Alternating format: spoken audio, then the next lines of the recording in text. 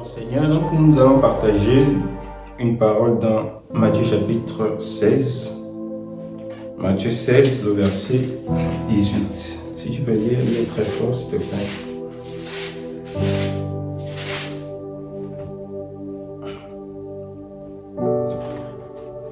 Matthieu chapitre 16, le verset 18. Matthieu 16, 18. Et moi je te dis que tu es Pierre, et que sur ce roc je bâtirai mon église, et que les portes du séjour des morts ne prévaudront point contre elle. Amen. Reprends un peu.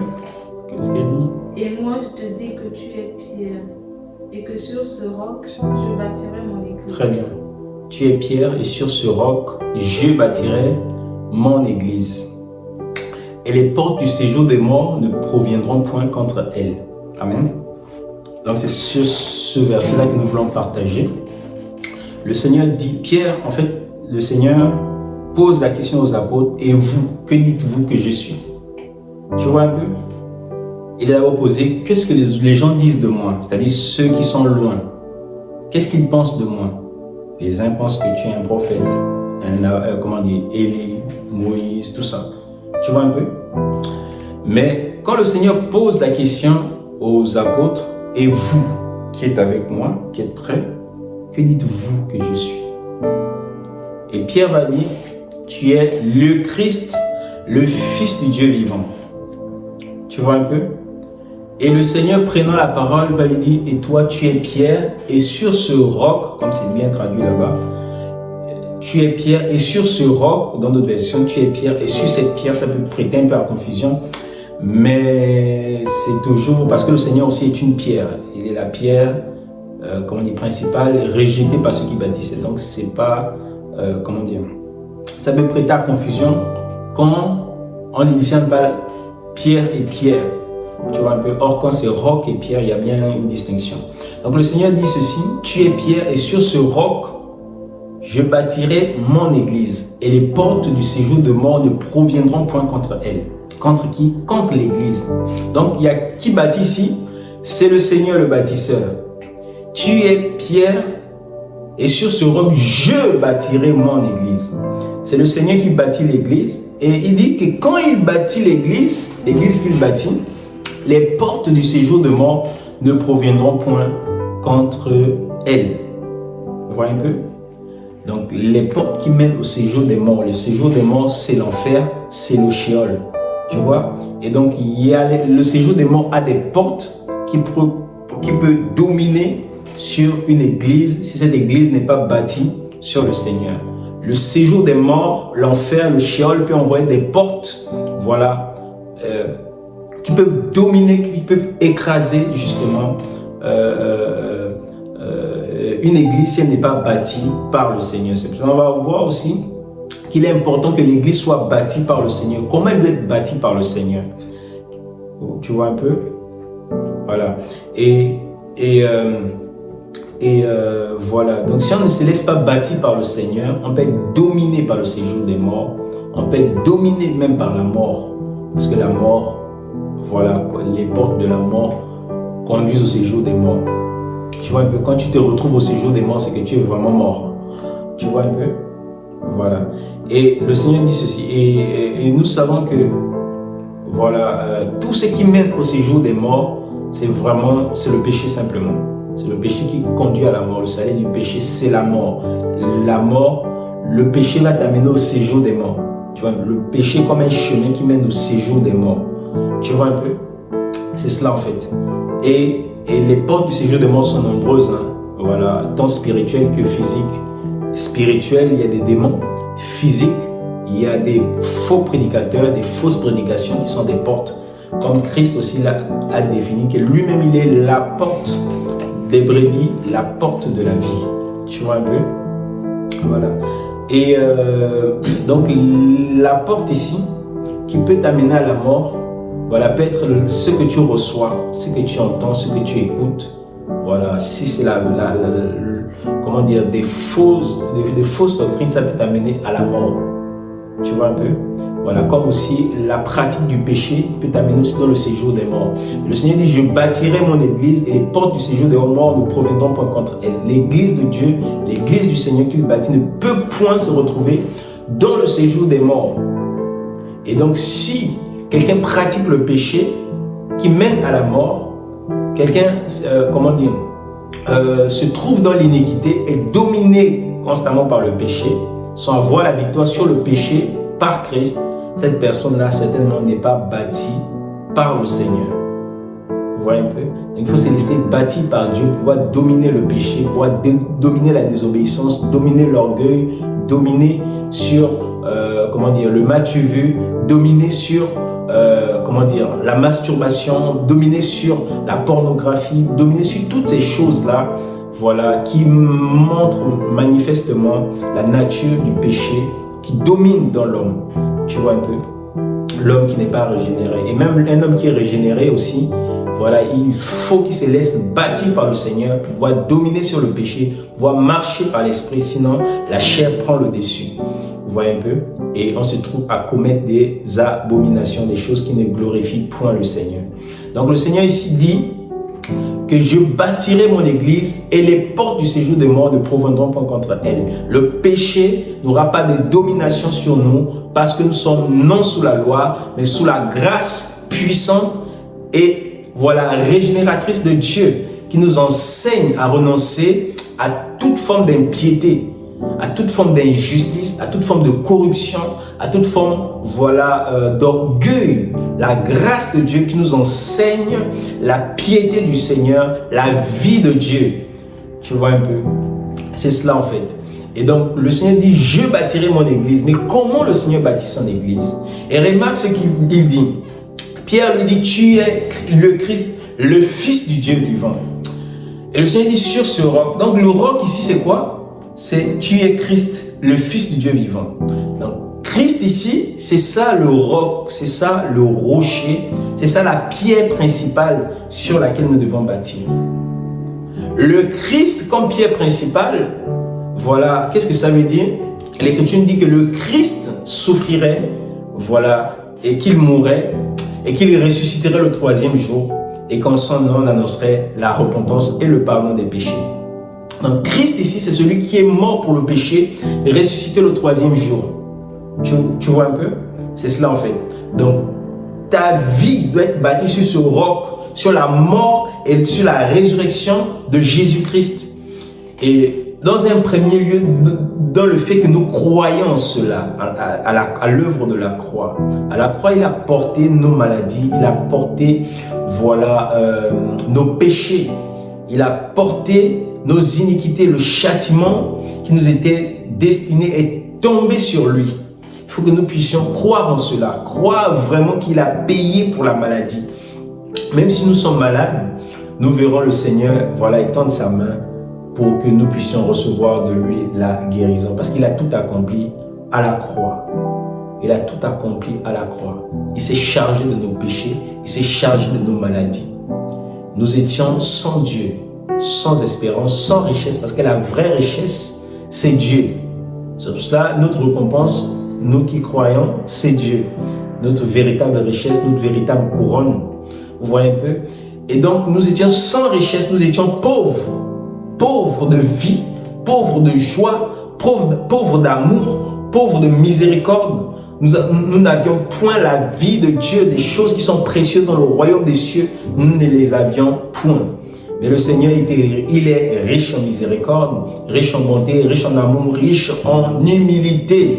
Voilà, toutes ces richesses du royaume des cieux, voilà, le Seigneur nous a enrichis en Jésus-Christ afin que nous puissions justement être bénis de toutes sortes de bénédictions dans les lieux célestes en Christ. En ce qui concerne d'abord la nature de Dieu. Notre richesse d'abord, la nature de Dieu en nous qui doit être formée et manifestée. Justement, et après on peut bénéficier de tout ce que Dieu a créé. Mais la vraie richesse, c'est Dieu, c'est sa nature en nous, ce trésor incorruptible. Amen. Donc c'est cela en fait. Donc l'Écriture nous dit que nous sommes, que nous devons en fait être bâtis sur ce fondement, sur ce roc, qui est la mort et la résurrection de Jésus. Donc nous devons avoir la foi. dans la mort et la résurrection de Jésus-Christ. Une foi solide. Voilà, au-delà de tout ce que nous vivons. Parce que dans le réel, nous vivons des choses. Mais dans le spirituel, il y a d'autres réalités en fait qui se mettent en mouvement. Souvenons-nous en fait de Daniel. Daniel était encore en captivité, voilà, à Babylone. Et il priait pour cela, il gémissait devant Dieu. Mais quand l'ange vient lui apporter la réponse par rapport à ses gémissements, par rapport à ses cris, par rapport à ses larmes, voilà, l'ange lui dit que depuis que tu as prié, ça fait 21 jours, hein, Dieu a envoyé la réponse. Tu vois, Dieu l'avait exaucé dès l'instant qu'il a commencé à prier. Ça, c'est la vérité de Dieu.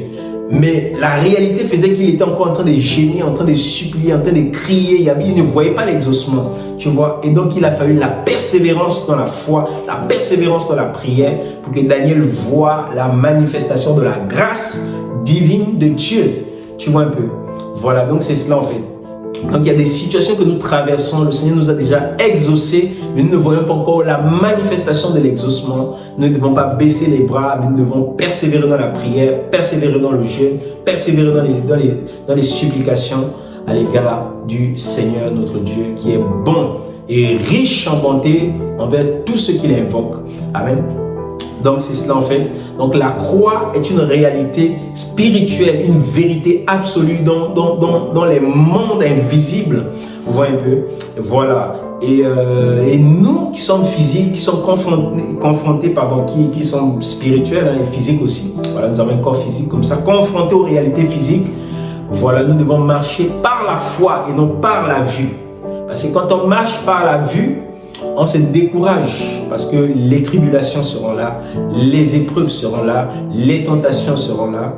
Mais si nous n'avons pas une foi solide dans l'œuvre que Christ a accomplie à la croix, voilà, nous allons brancher, nous allons retourner dans nos vomis ou dans les choses qui font honte au Seigneur. Amen. Voilà. Donc, le Seigneur dit à Pierre que tu es pierre et sur ce roc je bâtirai mon église. C'est quand tu es bâti sur le roc par Jésus en plus que les portes du séjour de mort ne peuvent point dominer sur toi. Le péché n'aura plus de pouvoir sur toi quand tu te tiens sous la grâce de Dieu. Quand tu te laisses bâtir, enseigner par la grâce du Seigneur, enseigner par le Seigneur lui-même. Vous voyez un peu? Voilà, et c'est comme ça que le Seigneur bâtit. Et l'œuvre de la croix, qu'est ce fondement-là ici. Et le Seigneur dit, je bâtirai. Comment le Seigneur bâtit? Le Seigneur bâtit, il est au ciel, mais comment il bâtit? Tu vois un peu? Si on peut prendre un passage dans... plutôt dans Corinthiens chapitre 3, pardon, le verset 9 à 10. Je vais lire. Car nous sommes ouvriers avec Dieu. Vous êtes le champ de Dieu, l'édifice de Dieu. Selon la grâce de Dieu qui m'a été donnée, j'ai posé le fondement comme un sage architecte et un autre bâti dessus. Mais que chacun prenne garde à la manière dont il bâtit dessus. Car personne ne peut poser un autre fondement que celui qui a été posé, savoir Jésus-Christ. Amen. Amen. Verset 12. Or, si quelqu'un bâtit sur ce fondement avec l'or, avec l'argent, avec des pierres précieuses, avec du bois, avec du foin, avec du chaume, avec l'œuvre de chacun sera manifestée, car le jour la fera connaître, parce qu'elle s'élèvera dans le feu, et le feu éprouvera qu'est-ce l'œuvre de chacun. Si l'œuvre bâtie par quelqu'un sur le fondement subsiste, il recevra une récompense. Si l'œuvre de quelqu'un est consumée, il perdra sa récompense. Pour lui, il sera sauvé, mais comme au travers du feu. Amen. Voilà. Donc, Paul est clair ici. Il dit, nous sommes ouvriers avec Dieu et vous êtes le champ de Dieu, l'édifice de Dieu. Donc, quand le Seigneur disait, je bâtirai mon église et les portes du séjour des morts ne prévaudront point contre elle, le Seigneur, quand il le disait, en fait, ça ne veut pas dire qu'il travaille tout seul. Non, Christ travaille avec son corps, toujours. Tu vois un peu? C'est ça. Souvenons-nous quand Paul persécutait l'église de Dieu, l'église du Seigneur, dans Actes chapitre 9. Le Seigneur, quand il s'est révélé à Paul, il n'a pas dit, Paul, Saul, pourquoi les persécutes-tu? Mais il dit, Saul, pourquoi me persécutes-tu? Parce que quand tu persécutes les disciples de Jésus, quand tu persécutes un saint, quand tu parles mal d'un chrétien, quand tu fais des faux témoignages contre un chrétien, quand tu insultes, tu méprises un chrétien à cause de son âge, à cause de son ethnie, à cause de sa couleur de peau, tu méprises le Seigneur Jésus. Et Jésus dit, pourquoi me persécutes-tu, Saul? Donc, Paul, pour lui, pensait qu'il persécutait les chrétiens, mais il persécutait le Seigneur. C'est comme ça qu'aujourd'hui, beaucoup de chrétiens persécutent le Seigneur. Et ont des faux témoignages contre Christ. Tu vois un peu? Parce que les membres de son corps constituent son corps directement. Tu vois un peu? Donc faisons attention, ne soyons pas persécuteurs du Seigneur. Parce que le Seigneur dit, celui qui scandalisera un de ses plus petits, voilà, vaut mieux pour lui qu'il ne soit pas né. Amen. C'était juste une petite exhortation. Nous fermons ça. Juste pour dire en fait que le Seigneur et son corps sont un. Tu vois? Et donc le Seigneur travaille avec son corps. Et dans le corps, Christ a établi des enseignants. Tu vois? C'est avec les enseignants, les ministres de la parole que le Seigneur travaille pour bâtir son église. Et donc un ministre qui est Paul ici dit, j'ai posé le fondement comme un sage architecte et que celui qui bâtit dessus fasse attention. Mais maintenant, si Jésus a dit, il bâtit son église, comment l'homme aussi doit bâtir? Tu vois? Quelle est la part de Dieu et quelle est la part de l'homme? C'est ce que Paul a expliqué. J'ai posé le fondement, Apollos a arrosé. J'ai planté, Apollos a arrosé. C'est Dieu qui donne la croissance. Donc Christ vient seulement pour faire croître. Christ vient pour donner la croissance. Tu vois un peu? Il vient pour engendrer, il vient pour manifester le miracle. Ça, c'est ce qui ne dépend pas de l'homme. Ça ne dépend pas de la parole que nous prêchons. Ça ne dépend pas de ce que Dieu a mis en nous. Mais nous faisons parce que le Seigneur a mis cela en nous. Mais c'est Dieu qui manifeste l'aspect invisible des choses, qui manifeste le miracle. Tu vois un peu? Donc, Paul a planté, Apollos vient arroser et Dieu donne la croissance. Donc, quand on plante, il faut aussi arroser. Tu vois? Et planter ici, c'est ce que Paul a dit. Je posais le fondement comme un sage architecte, c'est-à-dire la croix. Je n'ai eu la pensée de savoir parmi vous rien d'autre que Jésus-Christ crucifié. C'est ce que Paul dit aux Corinthiens, 1 Corinthiens chapitre 2, le verset 2. Tu vois un peu? Voilà. Donc la croix ici doit être établie de façon fondamentale dans le cœur du croyant et on doit bâtir dessus. Et Paul explique que celui qui bâtit dessus doit faire attention. Donc un chrétien qui doit désirer être bâti sur la croix, il doit désirer aussi être arrosé. Arrosé ici, c'est être enseigné. Tu vois un peu? À recevoir l'enseignement. Et Paul dit que celui qui bâtit celui qui bâtit dessus sur le fondement, sur la croix, avec du foin, du chaume ou des pierres précieuses, tout ça, l'œuvre de chacun sera éprouvée. Et celui qui bâtit n'importe comment sur cette œuvre-là, il va perdre sa récompense. Tu vois un peu? Donc faisons attention parce que c'est lié quand même à la récompense que nous aurions. Si quelqu'un ne bâtit pas déjà sur la croix, ben cette personne n'est pas déjà dans le salut de Dieu. Mais même quand tu as l'œuvre de la croix, fais attention de la manière dont tu bâtis dessus. Et fais attention comment tu... Parce que nous aussi on est bâtis, chacun est bâti. Ma vie doit être bâtie sur la croix. Elle doit être bâtie. Vous voyez un peu? Parce que en moi-même, non seulement je suis membre du temple de Dieu, du corps de Christ, mais encore en moi-même aussi, je suis aussi le temple de Dieu, en quelque sorte. Vous voyez un peu? Avec tous les saints, nous constituons la maison de Dieu, mais chacun d'entre nous aussi est aussi le temple de Dieu. Vous voyez un peu? C'est cela. Donc du coup, toi et moi et tous les croyants, nous devons être bâtis sur le fondement, voilà, de Christ en fait, le fondement, la pierre angulaire sur la mort et la résurrection de Jésus, voilà, et sur le fondement des apôtres et des prophètes. C'est cela en fait, parce que Paul va dire qu'il a posé le fondement, on peut bâtir dessus avec des pierres. Donc quand tu viens bâtir, c'est même le bon conseil, il faut utiliser les pierres. Les pierres là, ce sont les 12 pierres que l'Écriture va nous révéler clairement dans le livre d'Apocalypse chapitre 21. On voit que l'église de Dieu, l'épouse de l'agneau, voilà, sa muraille repose sur 12 fondements, 12 fondements qui sont les 12 pierres. Vous voyez un peu? C'est cela en fait. Donc, si on peut lire même ce passage, Hébreux chapitre 21, le verset 9, je vais lire rapidement. Puis, un des 7 anges qui tenait les 7 coupes remplies des 7 derniers fléaux vint et m'adressa la parole en disant: viens, je te montrerai l'épouse, la femme de l'agneau. Et il me transporta en esprit sur une grande et haute montagne, et il me montra la ville sainte, la Jérusalem, qui descendait du ciel d'auprès de Dieu, ayant la gloire de Dieu. Son éclat était semblable à celui d'une pierre très précieuse, d'une pierre de jaspe, transparente comme du cristal. Elle avait une grande et haute muraille. Alléluia.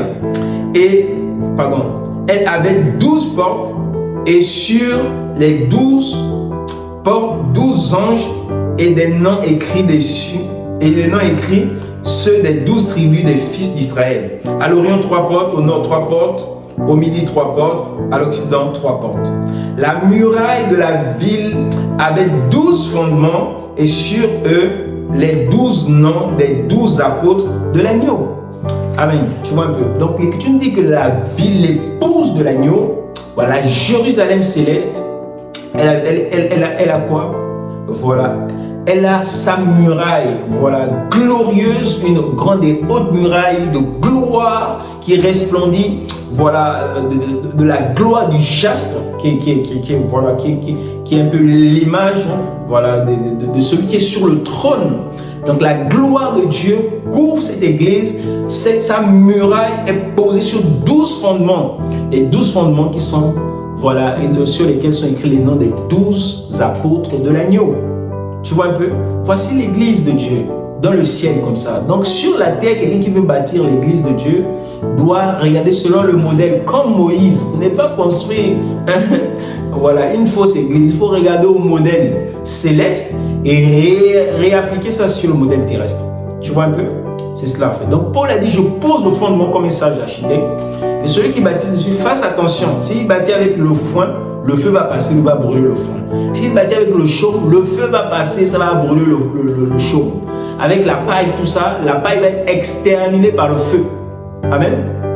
Voilà. Mais s'il bâtit dessus avec des pierres, comme les 12 pierres qu'on a vues dans le livre d'Apocalypse, là-bas, certainement son œuvre va subsister, il va recevoir de Dieu la gloire et la louange, voilà, de son Créateur. Amen. Voilà. Donc, comment dire? Nos vies doivent être bâties sur l'œuvre de la croix et sur le fondement des apôtres. Tu vois, donc on doit vraiment faire attention à cela. On doit faire attention, on ne doit pas dire que non, je crois en l'œuvre de la croix, cela suffit. Je peux me permettre de pouvoir recevoir toutes sortes d'enseignements. Tu vois un peu? Non, tu risques d'être sans récompense. Mais il faut recevoir l'enseignement, voilà, de la croix et vivre la croix et recevoir aussi l'enseignement des apôtres et des prophètes dont Jésus-Christ est la principale pierre. Voilà, et nous avons déjà expliqué que le fondement solide qu'ont établi les apôtres, voilà, c'est situé dans Hébreux chapitre 6, le verset 1er, à savoir le renoncement aux œuvres mortes, la foi en Dieu, la doctrine des baptêmes, l'imposition des mains, la résurrection des morts et le jugement éternel. Vous voyez un peu? Voici ces pierres-là sont des pierres solides qui peuvent, voilà, fortifier un chrétien véritablement, le bâtir correctement dans la foi, et le ministre qui bâtira ainsi voilà, l'église de Dieu sur la pierre principale et sur le fondement des apôtres recevra de Dieu la louange. Vous voyez un peu?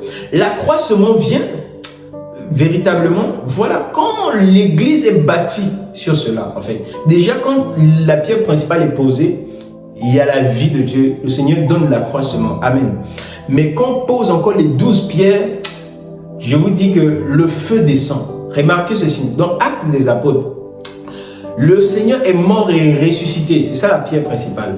Après la mort et la résurrection du Seigneur, le Seigneur se montre aux disciples. Tu vois, il les enseigne en ce qui concerne le royaume des cieux pendant 40 jours. Et les 10 jours qui séparaient, voilà, la venue de l'Esprit, Tu vois un peu, la descente du Saint-Esprit, le feu qui devait descendre du ciel. Tu vois, qu'est-ce qui s'est passé dans les 10 jours là? Pierre, il a marché par la parole prophétique. Pierre a compris qu'il y a un psaume qui disait que lorsque une pierre est enlevée parmi les 12, il faut qu'elle soit remplacée. Parce qu'il ne faut pas que le fondement soit incomplet. Il faut qu'il y ait 12 pierres. Quand les 12 pierres sont là, c'est là où la vie, le feu de Dieu peut venir agréer véritablement l'animal, l'holocauste. Tu vois un peu? Voilà. Regarde ceci. Donc les apôtres, ils étaient restés à 11. Mais avant que le Saint-Esprit ne descende, avant que le feu de Dieu ne descende du ciel sur la terre, qu'est-ce qui s'est passé? Voilà. Pierre, conduit par l'Esprit, et parce qu'il était soucieux de bâtir l'église de Dieu. Donc c'est la responsabilité aussi des ministres, parce que Paul a dit, celui qui bâtisse doit faire attention. Donc quand Jésus bâtit avec nous, on doit être vigilant et bâtir selon la parole. Et Pierre a compris cela. Il est venu selon la parole. Il a vu qu'il manquait un apôtre, il manquait une pierre. Voilà, qu'est-ce qu'il a fait? Il a demandé à ce qu'on puisse le remplacer, non pas à cause de lui, mais parce que la parole l'avait dit. Tu vois, qu'on devait mettre un fondement. Et quand le fondement a été remplacé, qu'est-ce qui s'est passé? Le feu est descendu. Tu vois un peu? Sur eux. C'est cela en fait. C'est pareil avec Élie. L'autel était renversé. Le fondement était renversé en Israël. Et les prophètes de Baal enseignaient. Mais Élie, quand il vient pour rétablir, pour ramener le peuple de Dieu au Seigneur, qu'est-ce qu'il fait? Il rétablit l'autel. Il plaça 12 pierres. Les 12 pierres qu'Élie a placées symbolisaient les 12 enfants, les 12 fils d'Israël. Tu vois un peu? Et quand Élie a établi l'autel, voilà, là, je suis dans 1 roi 17-18 là-bas. Voilà. Élie, quand il a établi l'autel, qu'est-ce qui s'est passé? Il a mis l'animal sur l'autel, le bois. Tu vois un peu? Voilà, il a mis le bois, il a mis l'animal dessus. C'était l'image de la croix, on le sait, parce que c'est l'offrande là, il a offert ça à l'heure de l'offrande que Dieu agrée. Tu vois un peu? C'était l'image de la croix. Donc, Élie, déjà, prophétiquement, il a annoncé que la croix doit reposer sur 12 fondements. Tu vois un peu? C'est pourquoi quand il a déposé l'animal sur l'autel, sur les fondements, quand il a invoqué Dieu, le feu est descendu. Ça a grillé l'animal, ça a consumé l'animal, ça a consumé le bois. Tu vois un peu? Donc c'est cela en fait. Donc on veut voir la gloire de Dieu, on veut voir le Seigneur agir, on veut voir le Seigneur se glorifier, mais rétablissons l'autel. Rétablissons l'autel. Voilà. Déposons les 12 pierres dans les vies des gens, voilà, qui reposent sur la principale pierre, l'œuvre de la croix, et invoquons Dieu, nous allons voir Dieu se manifester. Je suis aussi serein parce que le Seigneur, voilà, qui est fidèle, voilà, il est celui qui soutient sa parole et il va soutenir l'évangile que nous annonçons. Et il le soutient déjà. Et voilà, ceux qui ont manifesté nos pères, nous les verrons aussi se manifester. Parce que Dieu est le Dieu de sa parole et ne se trompe point. Voilà. Voici un peu ce que nous disons. Donc, que chacun vérifie comment il bâtit et comment il est bâti. Voilà, je dois vérifier dans ma vie. Si ma vie repose sur le fondement des apôtres, si ma vie repose sur l'œuvre de la croix, sinon je dois revenir. Et c'est ce que nous faisons. Nous revenons là où nous avons mal bâti. Nous revenons par la grâce du Seigneur pour être bâtis, fondés sur la croix, enracinés sur la croix, et que nous vivions l'œuvre de la croix, et que nous vivions le renoncement aux œuvres mortes. Parce qu'il y a beaucoup des œuvres mortes dans l'Église. On se plaint, on ne voit pas la gloire de Dieu véritablement comme voilà, les apôtres ont manifesté. Mais il y a beaucoup des œuvres mortes. Les œuvres mortes ne sont pas renoncées. Voilà, la foi véritable, voilà, n'est pas établie dans le cœur. Tu vois un peu. La résurrection des morts. Il y en a même qui ne croient même pas à la résurrection des morts. Tu vois un peu. Ouais. Donc c'est cela en fait. Donc tous ces points-là doivent être bâtis en nous. Le premier point qui est vivre la croix. Combien rejettent la croix? Beaucoup rejettent la croix. Beaucoup rejettent la croix, c'est caché dans les raisonnements. Beaucoup rejettent la croix. Beaucoup acceptent une partie de la croix et ils rejettent tout ce qui ne convient pas. Quand on dit que Christ est mort, pour que nous soyons enrichis, les gens ils acceptent. Quand on dit que Christ est mort pour que nous soyons guéris, les gens ils acceptent. Mais quand on enseigne que la croix, c'est aussi vivre cela, les souffrances que Christ a vécues, là on n'accepte plus. Accepter d'être maltraité. Et que tu dis qu'il était maltraité. Que quand on le regardait comme ça, on le dédaignait. On n'avait aucun égard pour son apparence. Oui, c'est aussi ça la croix. Tu vois un peu? C'est cela aussi la croix. La croix rend aussi des faux témoignages comme toi et tu recherches ta justification de Dieu seul. C'est ça l'œuvre de la croix. Tu vois un peu? La croix, voilà, c'est aussi accepter justement d'être, voilà, accusé injustement. C'est aussi ça aussi l'œuvre de la croix, de souffrir les injustices. C'est aussi ça aussi l'œuvre de la croix, en se remettant à Dieu, en criant à Dieu, en faisant du bien. La croix aussi, c'est lorsque on te fait du tort et tu décides de pardonner généreusement. Seigneur, Père, pardonne-leur, ils ne savent pas ce qu'ils font. Voici l'œuvre de la croix. Mais lorsqu'on te maltraite, on te persécute, au lieu de prier, de pardonner ceux qui te maltraitent, qui te persécutent, tu fais quoi? Tu maudis. Ça, tu ne vis pas la croix. Si tu ne maudis pas, tu dis, je ferme le ciel sur toi. Non, à la croix, ne ferme pas le ciel. Élie, quand il a offert l'animal sur l'autel, qui était l'image de l'œuvre de la croix, le ciel s'est ouvert, la pluie est tombée. Jésus-Christ, quand il est mort à la croix, le voile du temple s'est déchiré, le ciel s'est ouvert. Vous voyez, donc quelqu'un ne peut pas fermer le ciel s'il est persécuté. Tu dois bénir, tu dois, voilà, prier pour tous ceux qui te persécutent. Tu dois gémir pour eux, afin que le Seigneur transforme leur cœur, se révèle aussi à eux. Voici l'œuvre de la croix. Vous voyez un peu. L'œuvre de la croix n'engendre pas des sectes, des gens, voilà, qui dégradent le travail des autres, voilà, mutuellement. Ça, c'est la chair. Il y a beaucoup les œuvres de la chair chez les prédicateurs, et ça crée des sectes, des mouvements pernicieux qui déshonorent l'évangile de Dieu. Il faut la repentance. Et le Seigneur, sans tenir compte des temps d'ignorance, appelle tous les hommes en tout lieu qu'ils doivent se repentir, aux croyants d'abord et ensuite aux païens. Amen, parce qu'il y a trop la chair dans l'église de Dieu. Amen. Et il faut que nos vies, ma vie d'abord, ma vie et nos vies là, soient bâties sur l'œuvre de la croix. Le Seigneur veut des gens bâtis, formés, une épouse glorieuse dont la muraille repose sur les 12 fondements. La muraille ici, comme Isaïe l'a dit, Isaïe 26:1, je les donnerai le salut pour muraille. Le salut doit reposer sur 12 fondements. La muraille, c'est l'image du salut. La muraille, c'est l'image de ceux qui te protègent, qui te gardent, comme la muraille de Jéricho. Voilà. Qui était quelque chose de glorieux pour cette ville, qui protégeait cette ville. Mais quand Josué est venu avec le son de la trompette et puis l'arche de Dieu, les murailles se sont ébranlées. Il y a beaucoup de murailles qui vont s'ébranler à la puissance du Seigneur. Il faut que les fausses murailles s'ébranlent afin que le véritable salut soit établi et que l'épouse de l'agneau, voilà, resplendisse de gloire, de jaspe, et que sa gloire soit la gloire, voilà, de la ville qu'on a présentée à Jean. Vous voyez un peu, tel est le modèle céleste, tel doit être le modèle terrestre. Amen. Voilà un peu ce que nous avons à cœur de partager par la grâce du Seigneur. Donc, voilà, revenons au fondement, ne trafiquons pas nous-mêmes nos fondements, mais considérons ce que les apôtres ont prêché et désirons prêcher cela, vivre cela. D'abord, celui qui prêche, qui doit d'abord vivre cela. Amen. Et ensuite, ceux qui reçoivent aussi cette parole. Amen.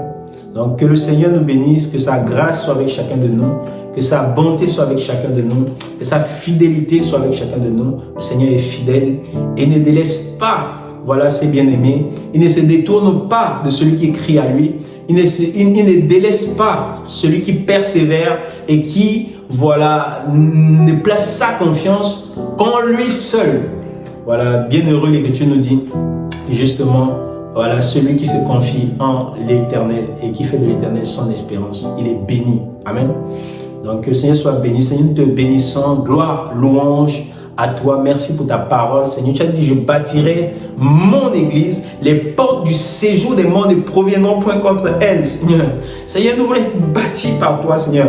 Seigneur, nous voulons croître au Seigneur Dieu de gloire au Père. Oh Seigneur, dans la stature, ô Seigneur Dieu de gloire, parfaite du Christ, Seigneur Dieu de gloire, ô Père. Nous voulons te ressembler à tous égards, Seigneur, ô Père. Nous voulons considérer la tête, le chef de l'Église, Seigneur, ô Père. Considérer aussi, ô Seigneur Dieu de gloire, la manière dont tu voudrais que l'on bâtisse, Seigneur, selon ta parole, non pas selon nous-mêmes, selon notre bon sens, Seigneur Dieu de gloire, ou nos raisonnements, ô Seigneur, humains. Mais nous voulons considérer la parole, bâtir sur le fondement ancien qu'ont posé nos pères. Nous ne voulons pas déplacer la borne ancienne que nos pères ont posée, Seigneur Dieu de gloire, ô Seigneur Dieu de gloire. Nous ne voulons pas tirer la malédiction sur nous.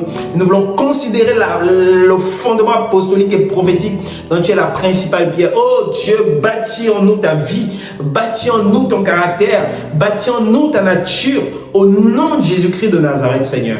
Père, merci pour ta grâce, que nous ne soyons plus des croyants, des chrétiens, Seigneur, emportés, ça et là, à tout vent des doctrines, Seigneur Dieu de gloire, au Père, au Seigneur, par l'artifice, par la ruse des hommes, mais des gens fondés, au Seigneur Dieu de gloire, enracinés dans l'œuvre de la croix, qui considèrent Dieu, au Seigneur Dieu de gloire, qui croient de tout leur cœur au Dieu de leur salut, oui Seigneur, qui le font confiance, au Seigneur, quand ils passent par les eaux, au Seigneur, quand ils passent par le feu, comme Meshach, Shadrach, Abednego, comme au Seigneur Jacob, au Seigneur, tu n'abandonnes point, au Seigneur, ton bien-aimé, au Seigneur Dieu de gloire, comme Jésus, même lorsqu'il est allé en enfer, tu ne l'as point abandonné, au Seigneur Dieu de gloire, mais tu l'exauças, Seigneur, à cause de sa piété, au Seigneur, à plus forte raison, ne nous exauceras-tu pas, au Seigneur, au Dieu, à cause de lui, au Seigneur, car il s'est sanctifié pour nous, oui Seigneur, il se donna pour nous, afin de nous sanctifier, afin de nous laver, afin de nous purifier, Seigneur.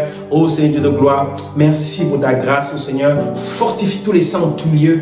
Comble, ô Seigneur, ceux-là, ô Seigneur Dieu de gloire, ô Père, les Seigneurs qui sont vides de vie, ô Seigneur. Comble-les par ta vie, ô Seigneur. Touche les cœurs, Seigneur.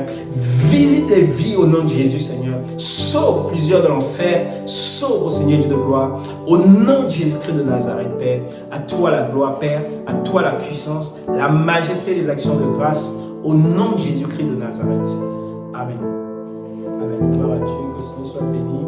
En tout cas, voilà la parole que nous avions à partager avec vous. Que le Seigneur soit béni.